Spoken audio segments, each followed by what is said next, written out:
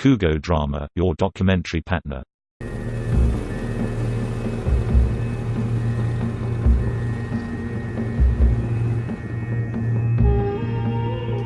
We're at the Erez crossing, which is where you enter Gaza from. So apparently, when you go into Gaza, you have to walk until you get to the first town there. And apparently that walk is very dangerous because you can get shot. It's been brothers killing brothers over there, Hamas and Fatah, fighting over control of the Gaza Strip. Hamas declared victory. Hamas is saying, enough with moderation. It's time to create a proper Islamic State.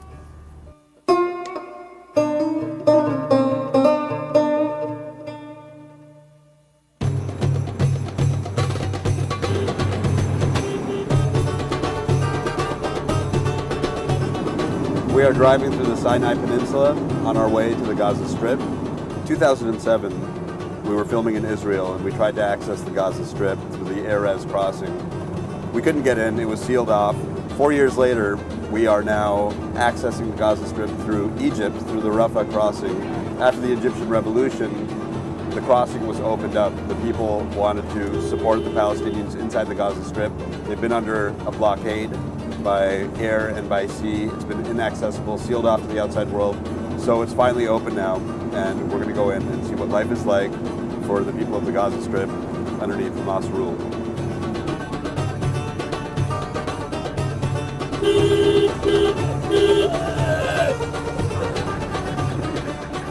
Now, even though the Rafah crossing is open, it doesn't make getting in any easier.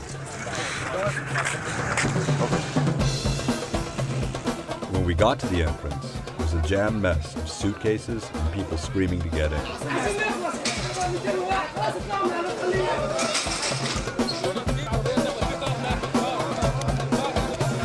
With our passports and a little bit of patience, we eventually pushed through the chaos, slipped through the gate, and into the clearing. I feel like I'm in Tijuana a little bit. I'm negotiating with the press officer. It's a nice day to cross.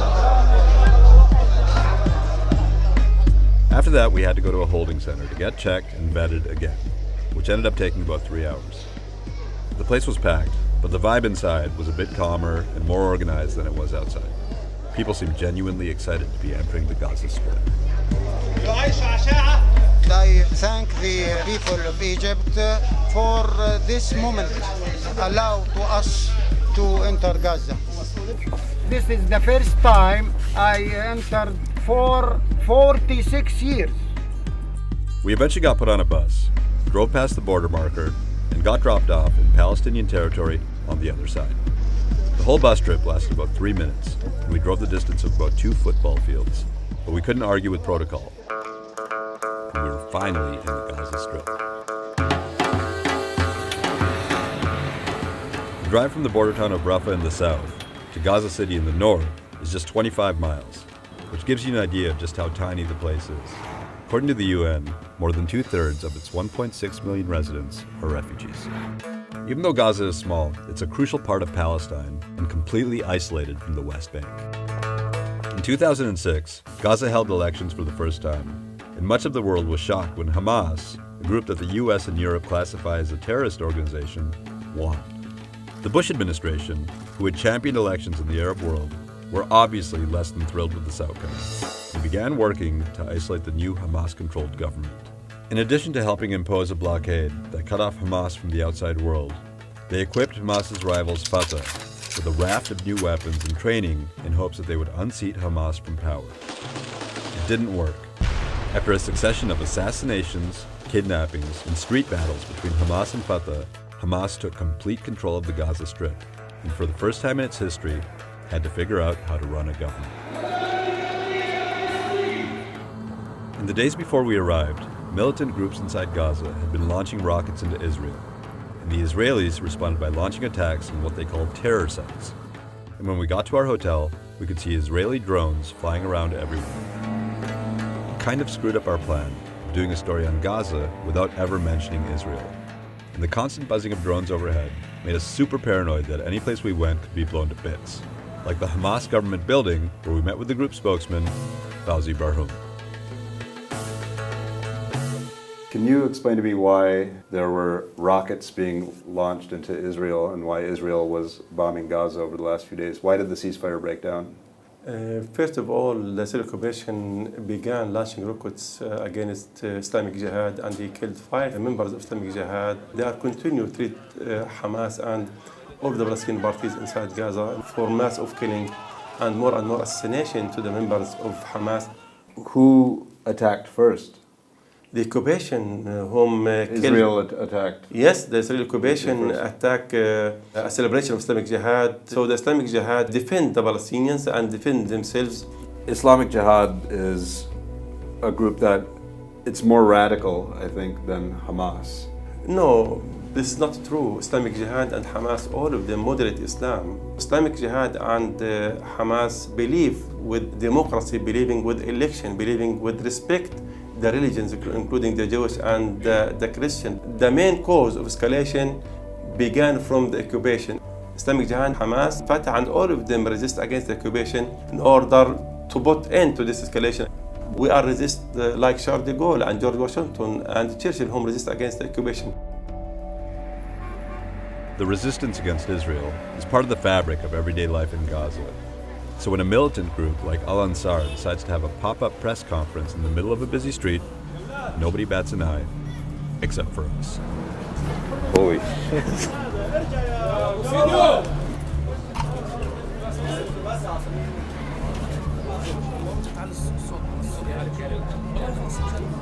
بسم الله الرحمن الرحيم.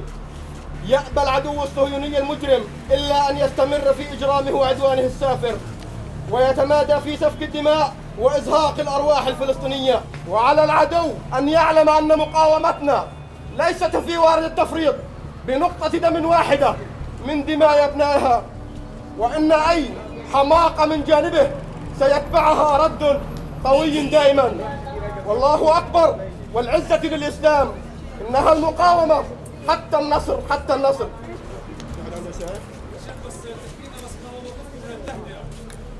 نحن أخي العزيز موقفنا واضح، نحن مع الإجماع الوطني الفلسطيني، ولكن هذا لا يمنعنا من أي رد على أي اختراق مع العدو الصهيوني.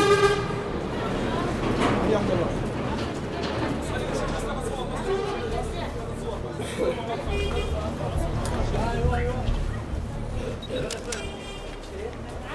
Like that, they were gone.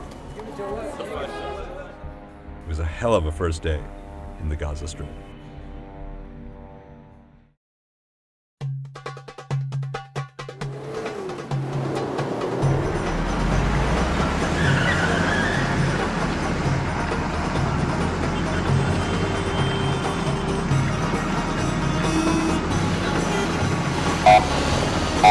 We're going on patrol with the Hamas police force. Apparently there's some kind of fight going on.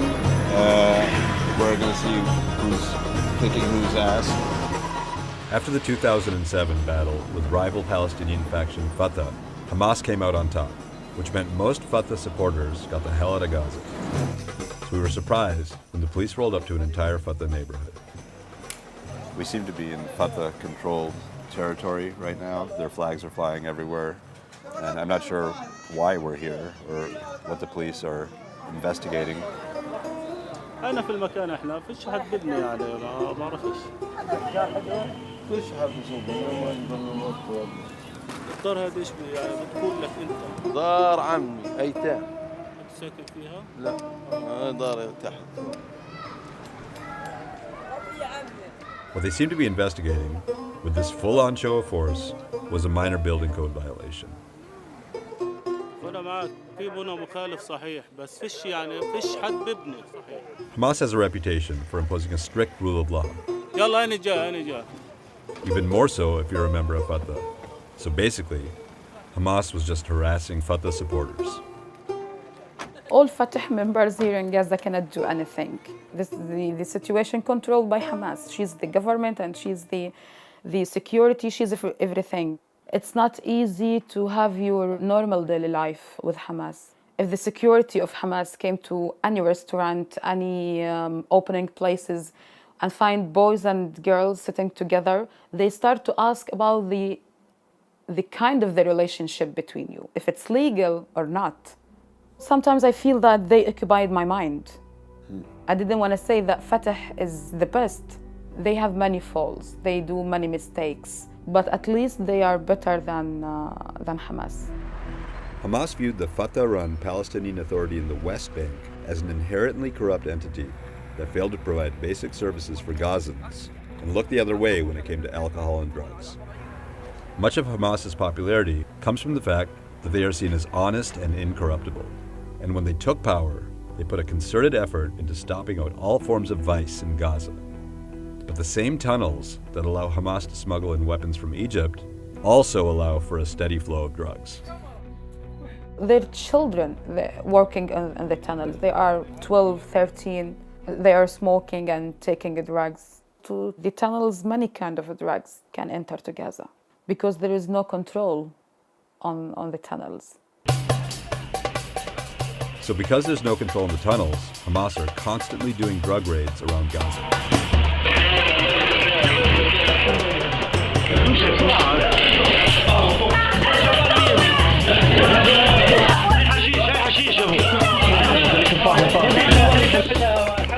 And they round up all kinds of drugs in all shapes and sizes.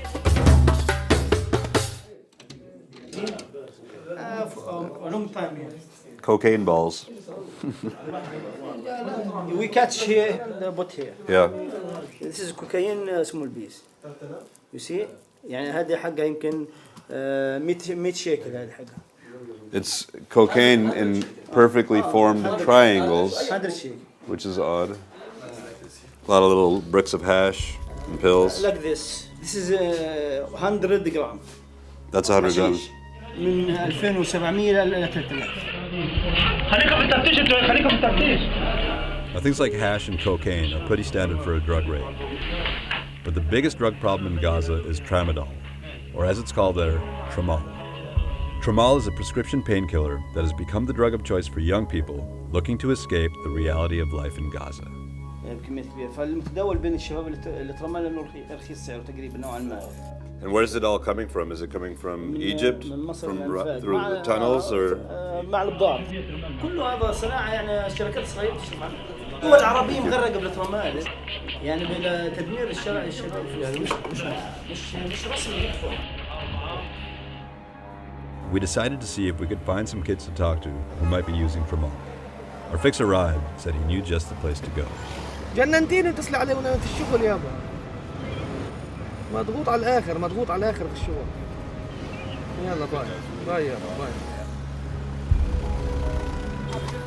We are now hunting for kids on drugs, and we figured a park is a good place to go.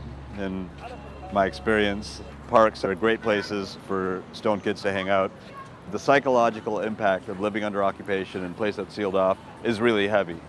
They're poor, they don't have jobs, they've lost their family members to war, they're turning to drugs, they're numbing the pain, they're trying to find a way to escape, and the only way they can do that is through pharmaceuticals. We spotted some kids hanging out in the corner of the park and walked over to them. I let Rod do the talking.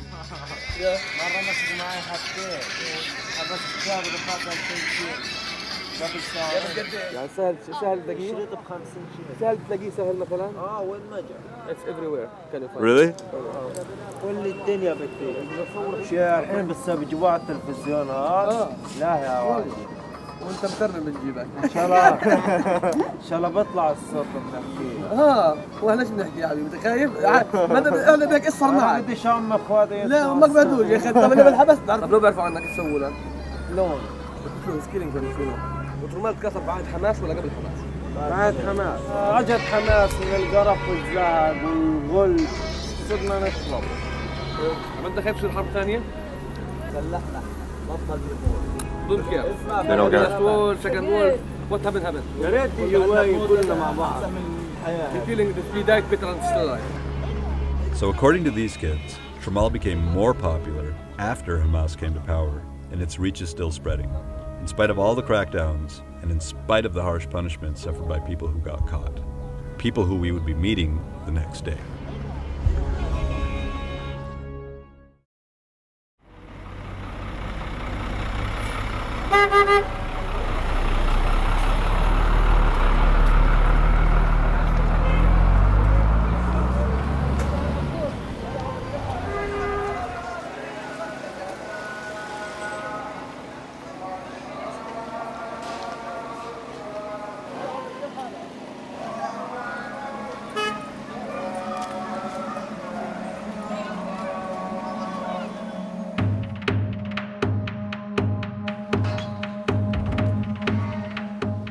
After seeing the Hamas police squad show off all the drugs they've confiscated in raids across the Gaza Strip, we wanted to see what happens to the people they catch.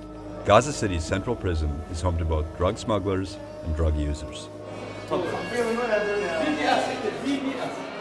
بالعاده بنقعد مع سوا نعرف ايش المهم اللي جايين فيها مش تصوير من اول لاخر يمكن في اشياء ممنوعه يمكن الشباب ما حوش لنا الشباب اللي انا بقول لك هيني كيف وقف We built this jail before 1 year. All the prisoners in Gaza, about 1,200 in 5 jail. We read that drugs are a big problem. For the crime of smuggling drugs or smoking hash or adultery, what are the punishments? The prisoner or smoking hash, 1 year until executed. And how do they execute people? They hang them? If he is civilian, by hang him. If he military, by shooting him. Wow. Heavy. This section, drugs. It's all drugs. And how many prisoners are in this room here? 36. 36 in this one room? Last time we catch him with 100 grams of ash. This man. He's a good man. Good. Why does he like you so much? He want me to give him a holiday. Right, so right. That's why he's being nice now. After a week, we have Al-Adha holiday. Yeah. We will give much of them a holiday to his family. How do you know that they will come back after Eid? We have four of his family signed to pay some money if he don't return, or we put them in put jail. the whole family in jail.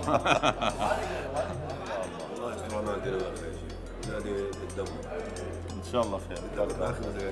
Anyone ever escape from here? From this jail, no. We have the section of women. This place two room, about 15 to 20 female prisoners. Okay. The prison here now in Gaza, there are some women in it, but the number is very little. يعني How many women are in the prison? Nearly 30. That's all? Yeah, 30 or 40, between 30 or 40 women. In all of Gaza? Yes. And what are the crimes that they're in prison for? Different crimes that you know, different crimes. Right.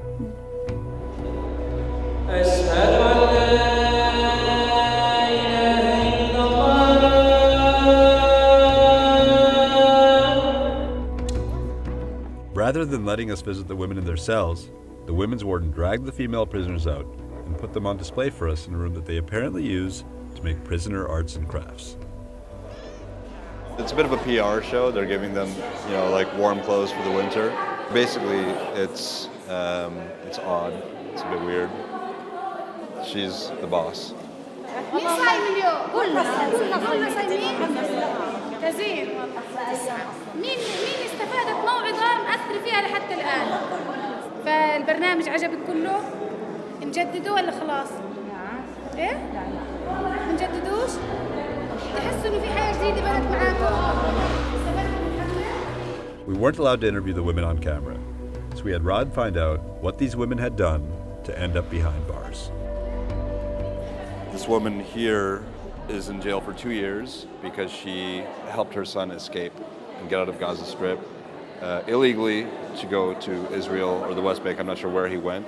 And she was smiling and was actually saying it with pride, which was interesting. The woman who had the little boy out of wedlock, she is in jail for 6 years for that crime, for having a kid illegitimately. In Gaza, the woman can do everything she wanted. She work freely, she drive the car freely. She can be anything she wants. No one can prevent her. So you will find the woman in the ministry, in the hospital, in the school, in the university. You can see the woman anywhere, and she can do anything he wants. That's interesting. Yeah. So basically what you're saying is that Hamas is very progressive when it comes to women's rights.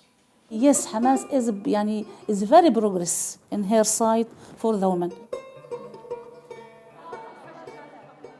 Actually, it's complicated life for the women and also for all the Palestinian, but especially for the women, the girls, you cannot do whatever you want. It's not easy, actually. Just to be clear about this, women's rights now compared to 5 years ago, how is it different? The wife cannot go to the police station if she getting beaten from her husband. Before you can go to the police station. Right. And the police station told the woman, just go and solve your problem with your husband. I wish that Hamas didn't win the election. I have many good memories with Hamas members. We have been like brothers and sisters. But when they get the power, they changed. Gaza became another country. It's not anymore a part of Palestine.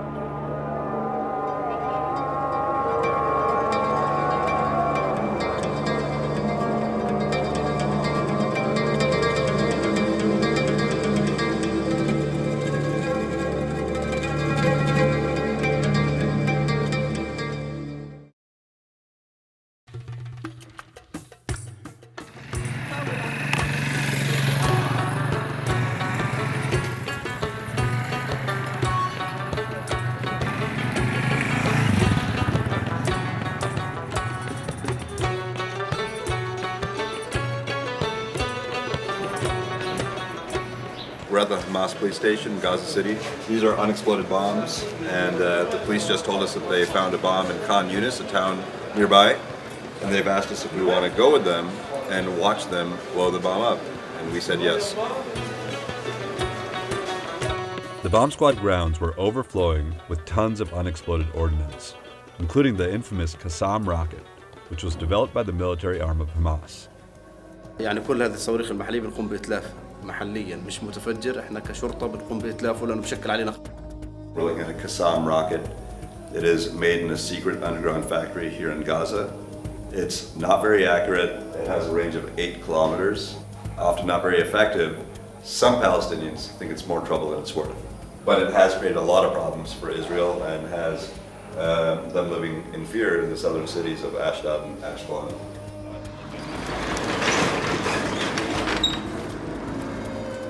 So these are all the unexploded bombs. Grenades in here, mortar shells, a lot of them. It's a bit freaky in here.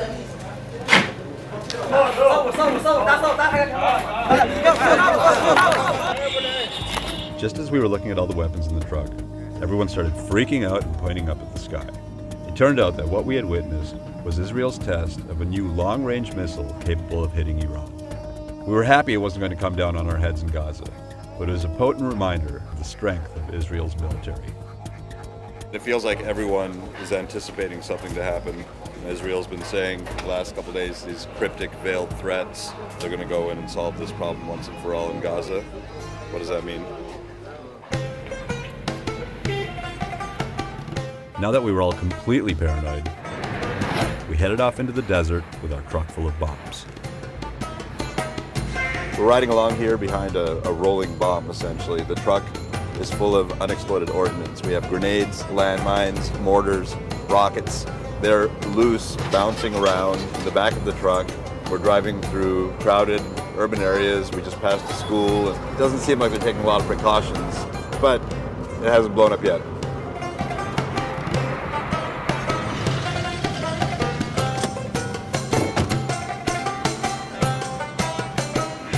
Come on, man! What are you doing? Fuck! No, it's good. I'm good. All right, you having fun now? You enjoy yourselves?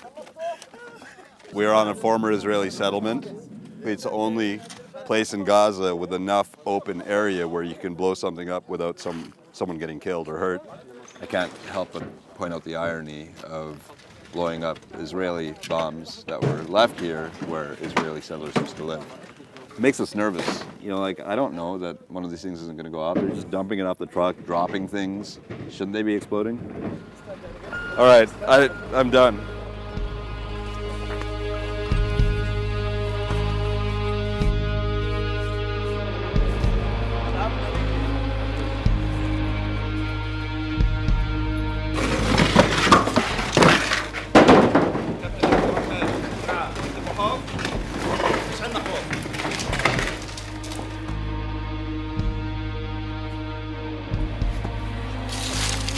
ها؟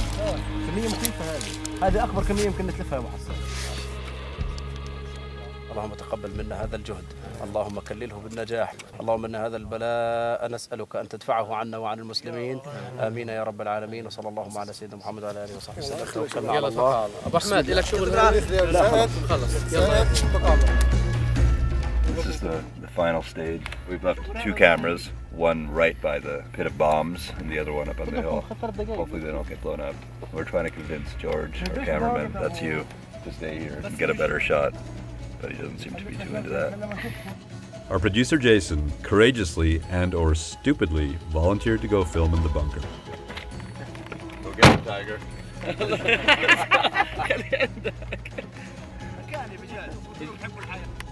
خلاص سكر علي عندك مش عندنا نعرفه.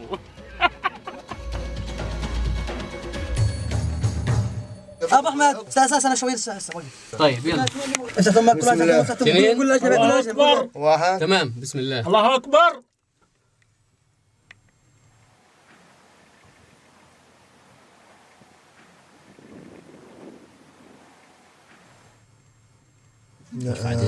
رد كمان مرة بسم الله. اسمع البقرة فيها مشكلة. رد كمان مرة.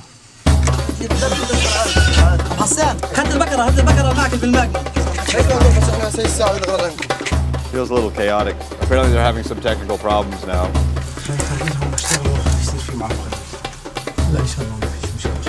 I'm more worried about Jason inside of that doghouse bunker that he's in. Should we get Jason? What should we... No?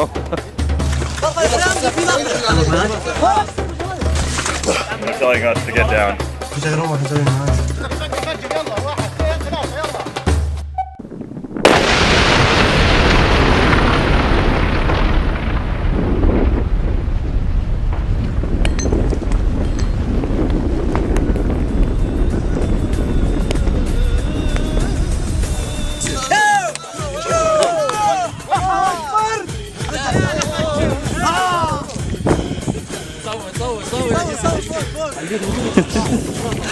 عبد على السلامة.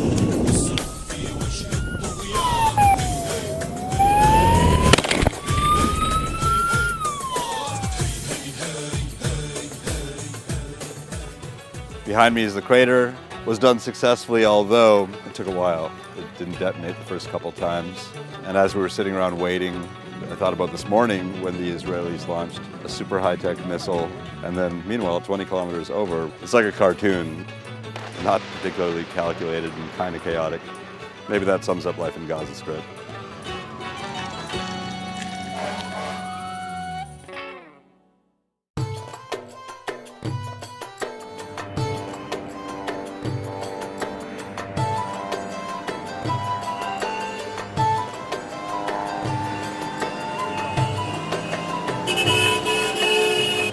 We're doing some shopping right now. Got some swag. Al-Qassam. Yeah, Hamas. Hamas Military Brigade. Take care that there is aeroplane at the sky. Why the drone? Yeah, of course. Don't get me? It may shut you. I'm not worried. I'm not wearing the right shirt though. Like a button-down shirt with my Islamic Jihad headband. Doesn't really work. I'm gonna keep it on. I'll go shopping with it. I'm kidding. All right, we'll take those also. Just as we were getting into the groove of things in Gaza and were starting to relax, we found out that the border crossing was closing unexpectedly. Raed got on the phone to try and convince them to keep the crossing open long enough for us to get back into Egypt. We are trying to get to the border now, to Rafah crossing. If we don't make it there before noon, then we might be stuck in Gaza, in which case we'll have to go through the tunnels. Samad decided to hitch a ride with us, hoping that she might slip through in the chaos.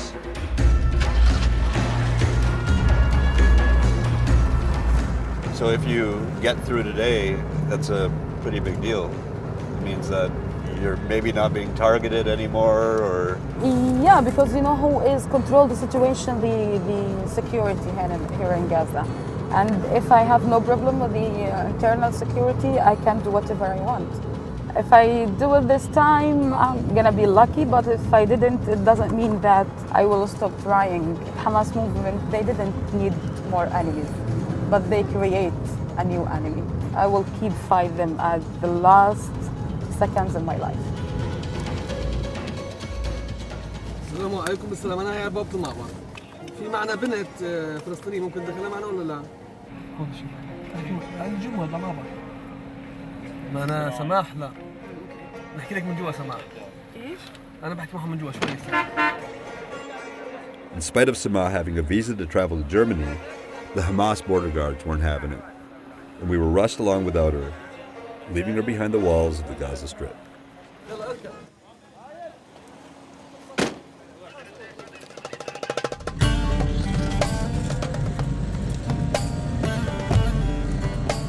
After our first try to get into Gaza in 2007, it took us years to finally get in. In reality, if Israel hadn't made it so hard to get in the first place, I don't think we would have been so curious about what was going on behind those walls. When we first arrived, we were really impressed by this kind of orderliness that you don't see in many places that are as poor as Gaza. But then as we began to realize that this was purely the result of Hamas's authoritarian approach to law and order, it began to creep us out. Yes, sir! The Hamas government operates in an environment of paranoia that has them on guard not only against the outside world, but against their brothers and sisters in Fatah and against ordinary Gazans, whose poverty they fear could tempt them into spying for Israel. What we have here is an authoritarian government operating within prison walls and under economic siege. It's like the setup for a Kurt Russell movie, except that it's real. But as we crossed into the chaos of post-revolution Egypt, part of me just wanted to turn around and go right back to Gaza.